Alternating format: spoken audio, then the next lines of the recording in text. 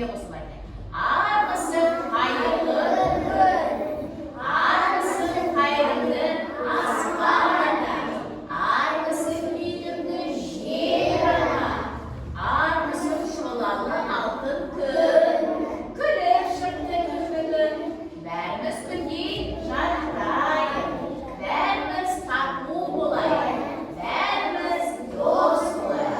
Жарайсыңдар балалар, тұра қойыңыздар. Балалар кім айтады? Табиғат дегеніміз не?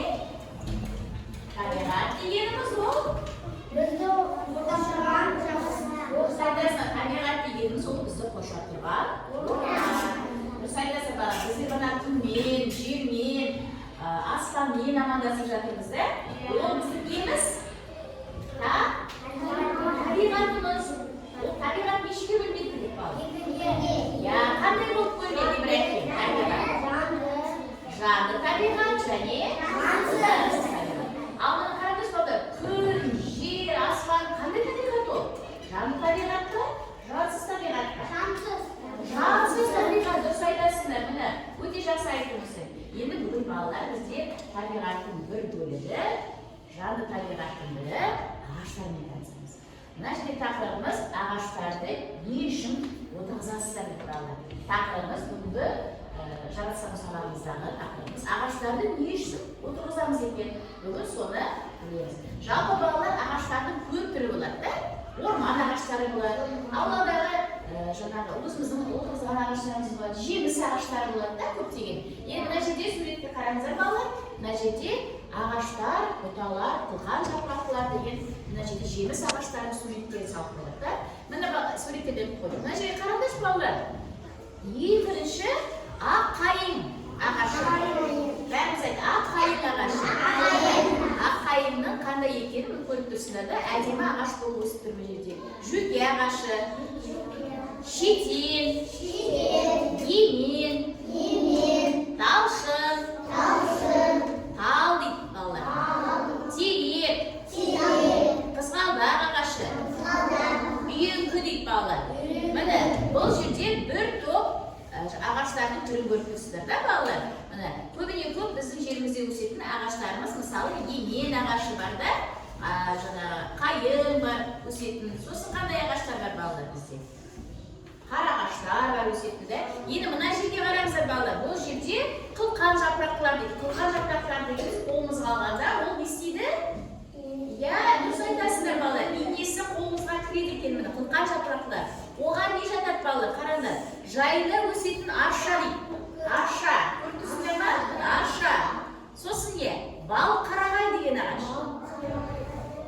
Самырсын дейді балалар.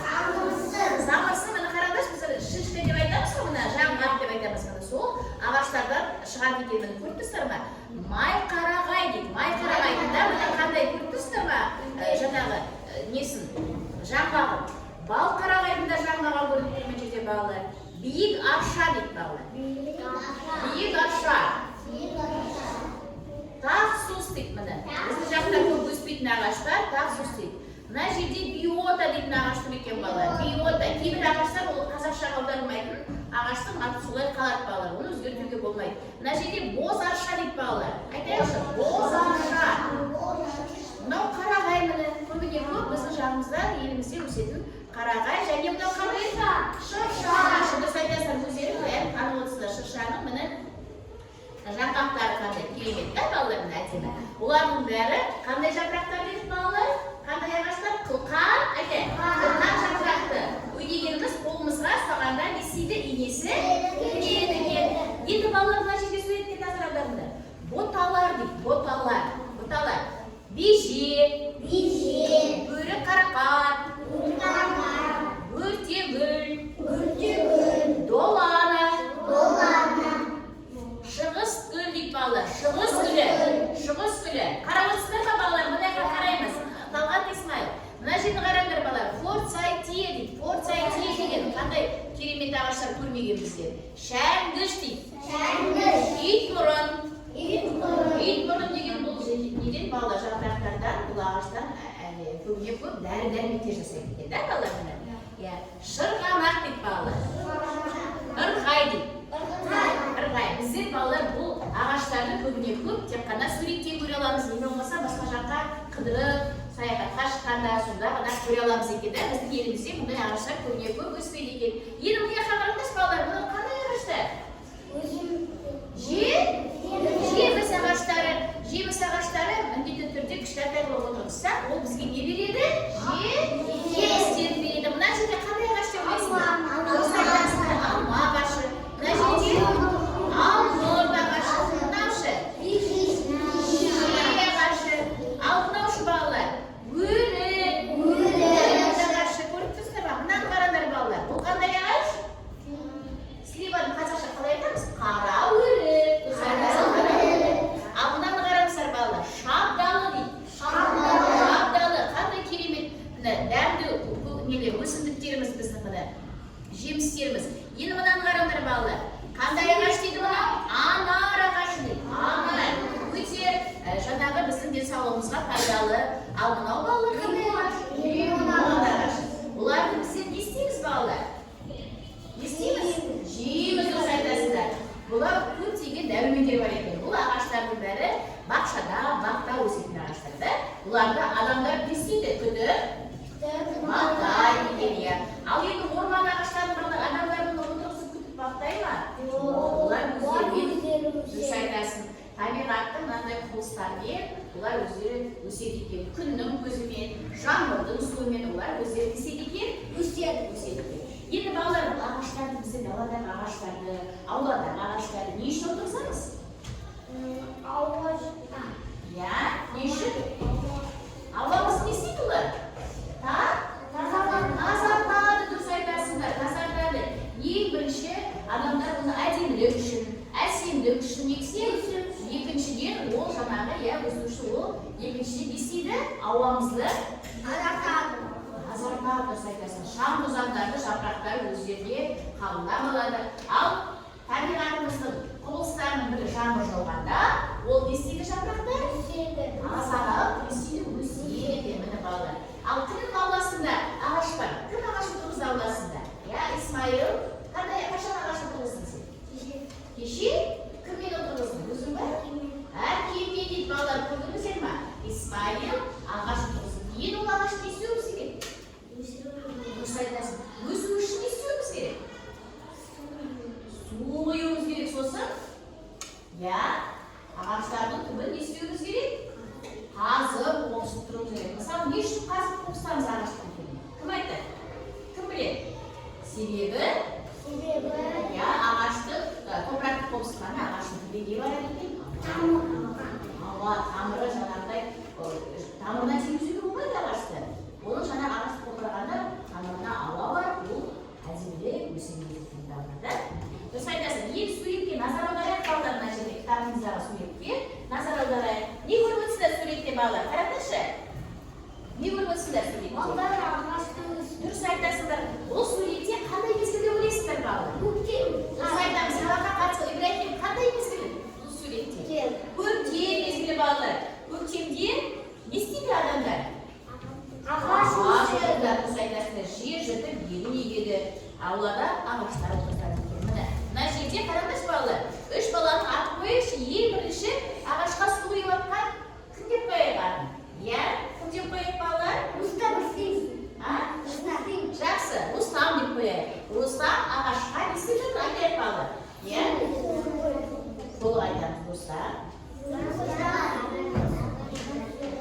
Өте жақсы.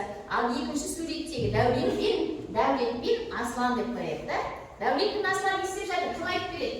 Исмайыл, айтшы маған. Кім айтып берші, ал тұра ғой. Дәулет пен Аслан не істеп жатыр? Мынау Дәулет. Дәулет не істеп жатыр? Толық айтамыз, Дәулет. Жерді қасып жүр. Не үшін қасып жатыр жерді? Ағаш отырғызу үшін. Гүл отырғызу үшін жерді қасып жатыр екен. Ал Асан не істеп отыр болған? Асан не істеп жатыр қасындағы? Ағашты қойып көмек кесіп жатыр. Балалар дұрыс па? Бұл жерде балалар міне бұлдың бәрі балалар еңбек. Көрдіңдер ма? Ауладағы еңбек. Ағаш отырғызу ауладағы еңбек. Енді ағаш отырғызғаннан кейін мысалы сіздер далада ойнап жүресіздер ғой. Ағашты сындырып жатқан, ағашты мысалы малдар жеп жатқан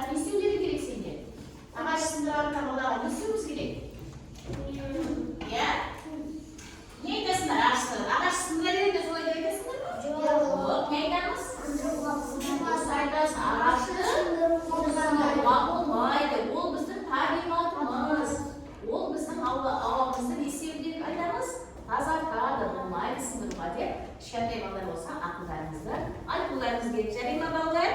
Енді балалар ағаштарды ғаламшардың жасыл өкпесі деп атайды дейді. Олар ауаны қазақтағы деп көріне ма? Иә, мына өкпе біздің қазір демалғанда өкпемізбен демаламыз да, кеудеміз өкпемізбен. Ал ағаштар балалар, менің табиғатымыздың несі дейді? Жасыл өкпесі дейді. Мысалы, табиғатымыз ағаштармен демалады екен. Түсінді ма? Ағаштармен демалады. Ағаштар қанша көп болса, ағаштар қанша таза болса, табиғатымыз сонша не болады екен? Таза болады. Біле ма? Жақсы демалып жастар. Мысалы, сендер саяхатқа шығасыңдар да, орманға. Сосын ормандағы көп ағаштарды көресіңдер. Мысалы, адамдар орманға келіп не істейді? От жағады, тамақтанады да, қыдырып көргеннен кейін. Содан кейін келіп қаратқанда не істеу керек оны? Міндетті түрде. Өшіру керек. Себебі өшірмесек не болады? Табиғатымыздың бәрі не істейді? Өртенеді, ағаштардың бәрі өртенеді. Ол тек қана орманда ағаш емес, ол орманда құстарымыз да бар, ол орманда жануарларымыз да бар. Олардың бәрі не істейді? Бөліп қалады, қашып кетеді. Сол себептен біздің орманымыз әдемі бола ма балалар? Жоқ қой балалар, әдемі болмайды өртенбесін да, солай ма балалар?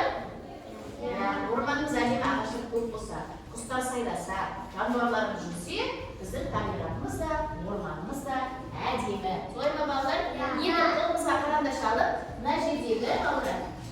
Мына жердегі тапсырма берген ғой сендерге. Ағаш отырғызу үшін қажетті заттарды белгіледік. Мына жерде қуыршақтыр, суырғыштыр, қасықтыр, саптаяқтыр, күректір және мынандай ойыншықтар тұр. Қайсысы ағаш отырғызуға керек? Соны белгілейміз балалар. Көрдіңіздер ме? Иә. Нені белгілеп жатсыңдар? Айтыңызшы балалар. Суырғышты, сосын сосын күректі. Себебі ағашты отырғызу үшін бізге не керек? Күрек керек. Сосын оны өсіру үшін не істеуіміз керек? Су құюымыз керек. Қарандашымды алып келген. Білген бе?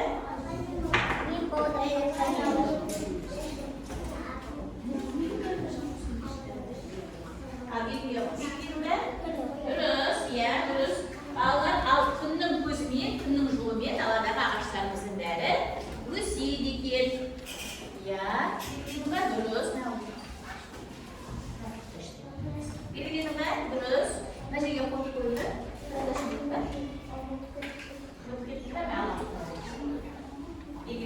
Белгіледік па бәріміз? Дәл қарап шығайық. Так, менің балаларым өте жақсы белгілепті бәрін. Ағаш отырғызу үшін не керек екен, біледі екен. Дұрыстықтарды?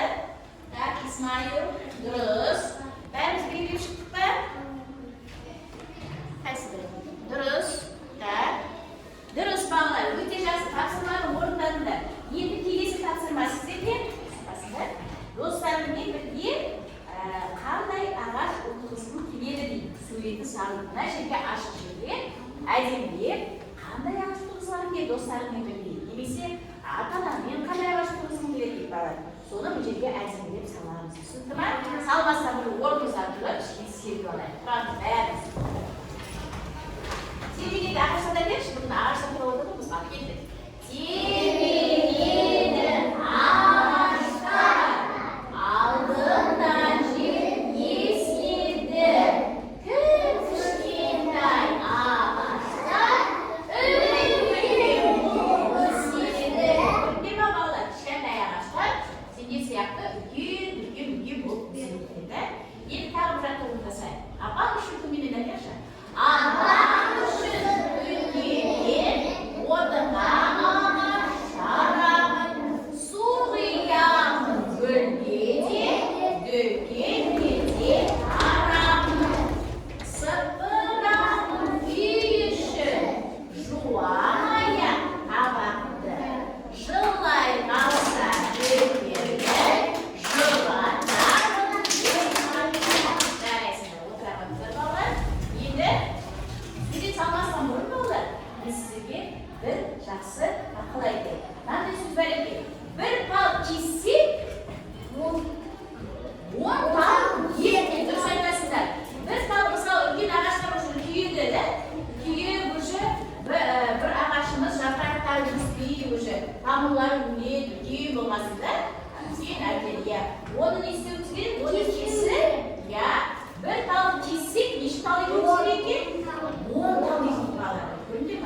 Сонда табиғатымыз тазарып әсем болады. Ал қолымызға карандашымызды алып, суретімізді саламыз, әдемі суретімізді саламыз. Балалар түсінікті ғой да бүгін сабағымыз, иә? Бүгін не туралы өттік біздер? Ағаштардың қандай пайдасы бар екен адамға?